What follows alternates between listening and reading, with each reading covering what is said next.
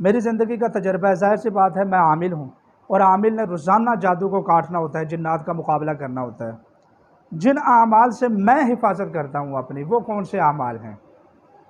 میں انشاءاللہ وہ آپ کو بتاؤں گا جن اعمال کے ذریعے میری حفاظت ہوتی ہے، جبکہ میں روزانہ جادو کو کاٹتا بھی ہوں، جنات کے ساتھ کھیلتا بھی ہوں، اور آپ لوگوں کے اوپر جنات کے اتنے حملے نہیں ہوتے جتنے میرے اوپر ہوتے ہیں، کیونکہ اٹیک کرتے ہیں عامل کے اوپر۔ ہمارے پاس مریض آتے ہیں تو وہ اٹیک کرتے ہیں۔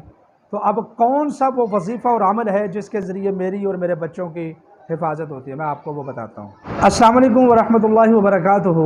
جادو کی دو انتہائی اہم قسمیں آج میں آپ حضرات سے شیئر کروں گا۔ ویڈیو کو پوری توجہ کے ساتھ دیکھیں، انشاءاللہ مجھے پورا یقین ہے کہ یہ ہر ایک انسان کے لیے بہت زیادہ مفید یہ ویڈیو ہے انشاءاللہ العزیز۔ آپ نے اکثر اوقات یہ جملہ سنا ہوگا کہ جادو برحق ہے۔ یہ بات غلط ہے، جادو بالکل بھی برحق نہیں ہے۔ جادو ایک باطل چیز ہے، اور باطل جو چیز ہے وہ باطل ہی رہتی ہے۔ جب حق آتا ہے تو باطل کا وجود ہی سرے سے ختم ہو جاتا ہے۔ سب سے پہلے اس بات کو سمجھیں آپ۔ اور جادو کا واقعہ ہونا بھی برحق نہیں ہے، جادو ہے ہی سرے سے باطل۔ ایک غلاظت اور گندگی اور شیطان کی پکار کا نام جادو ہے، جس کے ذریعے سے بندشیں لگانے کی کوشش کی جاتی ہے، بیمار کرنے کی کوشش کی جاتی ہے، اور کاروبار تباہ کرنے کی کوشش کی جاتی ہے، رشتوں کو باندھا جاتا ہے، اور جس کے ذریعے سے شادی کو باندھا جاتا ہے، اور مردانہ طاقت کو باندھا جاتا ہے۔ بہت ساری اقسام ہیں۔ جادو کھلایا جاتا ہے، بہایا جاتا ہے، دبایا جاتا ہے، اور بہت ساری سفری علم کی قسمیں ہیں جو کالا جادو اور کالا علم کے ذریعے سے شیطان کی پکار سے کی جاتی ہیں۔ سب سے پہلے یہ بات سمجھیں کہ جادو بالکل برحق نہیں ہے، اور جو لوگ جادو کرواتے ہیں تو ضروری نہیں ہے کہ جس کے اوپر جادو ہوا ہے وہ ہر صورت میں اس کے اوپر اثر ہی کرے۔ نہ بالکل یہ بات ضروری نہیں ہے، بلکہ کبھی کبھار ایسا ہوتا ہے کہ اللہ کے حکم سے کسی کے اوپر جادو نے اثر کرنا ہو تو وہ کر دیتا ہے اللہ کی مرضی سے۔ اور یہ ایسا بندہ ہوتا ہے جو دین اسلام سے بالکل غافل ہوتا ہے، حرام حلال کی تمیز نہیں کرتا ہے، نماز کی پابندی نہیں کرتا ہے، ذکر و اذکار کی پابندی نہیں کرتا ہے۔ یعنی البتہ خلاصہ یہ ہے کہ جادو ہر ایک پر اثر بھی نہیں کرتا، لیکن کسی کے اوپر اثر کر بھی سکتا ہے۔ تو آج کی ویڈیو میں آپ کو یہ بتاؤں گا کہ جادو کی دو قسمیں ہیں، تو دونوں کا حل بھی بتاؤں گا۔ ایک کا حل، ایک جادو کی قسم اور اس کا حل میں آج کی ویڈیو میں بتاؤں گا، اور اس کا دوسرا پارٹ انشاءاللہ بنائیں گے، وہ دوسری قسم میں آپ کو بتائیں گے انشاءاللہ العزیز۔ تو آپ لوگ سب سے پہلے یہ بات سمجھیں کہ جادو کی ایک قسم یہ ہے کہ آپ کو خدشہ ہے، بلکہ خدشہ اور خطرہ تو ہر انسان کو، ان الانسان لفی خسر، ہر انسان گھاٹے میں ہے۔ ایک معنی مفسرین نے اس کا خطر بھی کیا ہے، خطرے میں ہے۔ تو شیطان اپنے حملے کرتا ہے، جادو اسیب کے ذریعے بھی کرتا ہے، اور وہ جنات اور شیاطین کے ذریعے بھی کرتا ہے، انسانوں میں جو شریر شیاطین ہیں ان کے ذریعے سے بھی کرتا ہے تو ہم خطرے میں۔ جادو کی ایک قسم یہ ہے کہ جادو کا امکان ہو، آپ جادو سے حفاظت کیسے کریں؟ یعنی جادو ہے، امکان ہے کہ چل جائے، کیسے حفاظت کریں اپنی اور اپنے بیوی بچوں کی، تاکہ کسی ناپاک انسان کا کوئی ناپاک فعل آپ کے اوپر اثر نہ کر سکے۔ اور جادو کی دوسری قسم ہے کہ جادو جب ہو جائے تو پھر اس کا کیا علاج؟ آج کا جو ہمارا مضمون ہے وہ یہ ہے کہ اگر جادو سے بچنا ہے، شیاطین سے بچنا ہے، عاصب سے اور جنات سے، شریر قسم کے جنات سے بچنا ہے، جادو سے عاصب سے بچنا ہے، تو اس کا کیا طریقہ ہے؟ تو اس کا طریقہ انشاءاللہ میں آپ سے شیئر کروں گا، اور میں ریکویسٹ کروں گا کہ میری باتوں کے اوپر عمل کریں۔ انشاءاللہ میں کوشش کروں گا کہ قرآن و سنت کے دائرے میں رہ کر میں آپ سے گفتگو کروں۔ اس حوالے سے سب سے پہلی بات یہ ہے کہ آپ اپنے رزق کو یقینی بنائیں کہ رزق حلال ہے۔ رزق حرام بالکل نہیں ہونا چاہیے، لقمہ حلال ہونا چاہیے، حرام نہیں ہونا چاہیے۔ سب سے پہلے اس چیز کو یقینی بنائیں کہ جو کچھ آپ کما رہے ہیں وہ کیا ہے جی، وہ بالکل عین حلال ہے۔ اور دوسرا، 5 گانا نماز پابندی کے ساتھ پڑھیں، قضا بھی نہ کریں، لیٹ بھی نہ، تاخیر بھی نہ کریں، وقت کے اوپر نماز پڑھیں اور باجماعت پڑھیں۔ خواتین اپنے وقت پر نماز پڑھیں، اذان کے ہوتے ہی نماز پڑھیں۔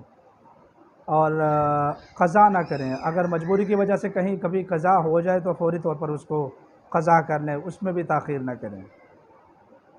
اور تیسری بات یہ ہے کہ مسنون اعمال اور اذکار کریں۔ وہ کون سے ہیں؟ اللہ کے رسول صلی اللہ علیہ وسلم کے بتائے ہوئے بعض اعمال میں آپ کو بتاتا ہوں۔ میری زندگی کا تجربہ ہے، ظاہر سی بات ہے میں عامل ہوں، اور عامل نے روزانہ جادو کو کاٹنا ہوتا ہے، جنات کا مقابلہ کرنا ہوتا ہے۔ جن اعمال سے میں حفاظت کرتا ہوں اپنی، وہ کون سے اعمال ہیں؟ میں انشاءاللہ وہ آپ کو بتاؤں گا جن اعمال کے ذریعے میری حفاظت ہوتی ہے، جبکہ میں روزانہ جادو کو کاٹتا بھی ہوں، جنات کے ساتھ کھیلتا بھی ہوں، اور آپ لوگوں کے اوپر جنات کے اتنے حملے نہیں ہوتے جتنے میرے اوپر ہوتے ہیں، کیونکہ اٹیک کرتے ہیں عامل کے اوپر۔ ہمارے پاس مریض آتے ہیں تو وہ اٹیک کرتے ہیں۔ تو اب کون سا وہ وظیفہ اور عمل ہے جس کے ذریعے میری اور میرے بچوں کی حفاظت ہوتی ہے؟ میں آپ کو وہ بتاتا ہوں۔ ایک بڑا ہی بہترین عمل ہے، مسنون ہے، انشاءاللہ اللہ کے رسول صلی اللہ علیہ وسلم کی بتائی ہوئی یہ پڑھائی ہے مختصر۔ صبح و شام کی آپ عادت بنائیں کہ صبح جیسے ہی آپ اٹھیں 3 مرتبہ سورہ فاتحہ، 3 مرتبہ آیت الکرسی، اور 3 مرتبہ سورہ اخلاص، 3 مرتبہ سورہ فلق، 3 مرتبہ سورہ ناس، اور 3 مرتبہ درود پاک پڑھیں۔ اس عمل کو اپنی زندگی کا معمول بنائیں۔ اللہ کی قسم اٹھا کر کہتا ہوں، اگر یہ عمل آپ اپنی زندگی کا معمول بنائیں گے تو انشاءاللہ العزیز زندگی میں کبھی آپ کے اوپر جادو کی خباثت اثر نہیں کرے گی، کسی شیطان کا زور نہیں چلے گا۔ اور دوسری بات یہ ہے، بسم اللہ الذی لا یضر مع اسمہ شیء فی الارض ولا فی السماء وہو السمیع العلیم، صبح و شام 7 مرتبہ پڑھیں، دن میں 100 مرتبہ پڑھ لیں، یا پھر صبح و شام 7 مرتبہ پڑھیں، آپ کی مرضی۔ اور اسی طریقے سے میرے نبی کا ایک بہت مسنون اور بڑا ہی شاندار پاورفل عمل ہے۔ میں آپ کو بتاؤں، جب کبھی مجھے روحانی کمزوری محسوس ہوتی ہے، بہت سارے مریض دیکھ لیتا ہوں تو مجھے محسوس ہوتا ہے میں کوئی پاور لوں، روحانی طور پر میں طاقت لوں، تو پھر میں یہ عمل کرتا ہوں۔ وہ کون سا ہے؟ میرے نبی نے بتایا ہے، لا الہ الا اللہ وحدہ لا شریک لہ لہ الملک ولہ الحمد وہو علی کل شیء قدیر۔ کسی بھی ٹائم باوضو ہوں یا بغیر وضو کے ہوں، آپ اس کو 100 مرتبہ کی ترتیب بنائیں، اپنے بچوں کو بھی یہ سکھا کر جائیں۔ انشاءاللہ جو بندہ یہ کلمات پڑھتا ہے اس کے اوپر جادو، جنات اور عصیب کا اثر بالکل نہیں ہوتا ہے، یہ گارنٹی ہے اس بات کی انشاءاللہ العزیز۔ اور اس کے ساتھ 100 مرتبہ کوئی سا بھی آسان درود پاک پڑھ لیا کریں، کوشش کیا کریں کہ آپ نماز والا درود پاک پڑھیں۔ اور اسی طریقے سے سبحان اللہ و بحمدہ یہ بھی 100 مرتبہ پڑھ لیا کریں۔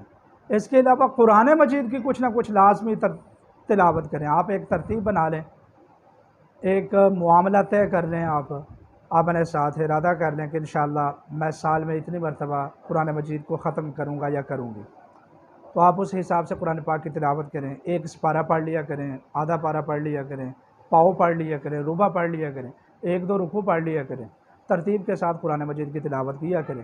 انشاءاللہ العزیز ترتیب کے ساتھ قرآن مجید کی تلاوت کرنے والے کے اوپر بھی کبھی میں اس بات کی گارنٹی دیتا ہوں کہ جادو اثر نہیں کر سکتا۔ اور اسی طریقے سے صدقہ لازمی کریں۔ سب سے اہم جو چیز ہے وہ صدقہ ہے، اور صدقے کے لیے آپ کے پاس مال حلال ہونا چاہیے۔ تو اس بات کو نوٹ فرما لیں کہ صدقہ لازمی کرنا ہے۔ صدقہ بہت زیادہ مفید بات یہ ہے کہ آپ اپنے مال میں سے جو بھی اللہ آپ کو رزق حلال عطا فرمائیں، آپ اس میں سے 2% یا 1%، 2% بھی بہت زیادہ نہیں ہے، یعنی اللہ آپ کو 100 روپے پرافٹ دیتے ہیں تو آپ اس میں سے 2 روپے اللہ کے لیے غریبوں کے اوپر خرچ کریں، مستحقین لوگوں کو ڈھونڈ کر خرچ کریں۔ یقین جانیں، آپ اس عمل کو نوٹ فرما لیں، اس فقیر کا وعدہ ہے کہ آپ کے اوپر کبھی جادو جنات وغیرہ کا اثر نہیں ہوگا۔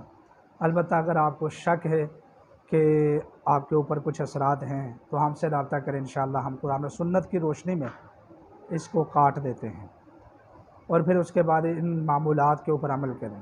انشاءاللہ آج کی ویڈیو کا یہ پہلا جز ہے، پہلی قسط ہے، اور دوسری قسط انشاءاللہ 1-2 دن تک یا 3-4 دن تک وہ بھی نشر کر دی جائے گی۔ اللہ آپ کا حامی و ناصر ہو، وما علینا الا البلاغ المبین۔